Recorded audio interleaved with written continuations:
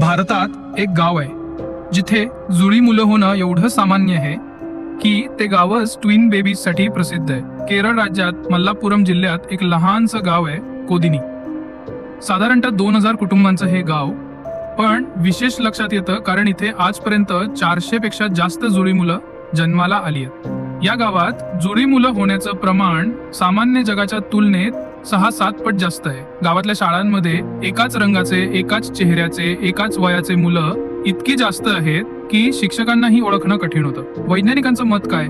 शास्त्रज्ञांनी याचा अनेक वेळा अभ्यास केला. काही म्हणतात पाण्यात काही विशिष्ट मिनरल्स असतील, तर काही जण गावकऱ्यांच्या आनुवंशिकतेला जबाबदार मानतात.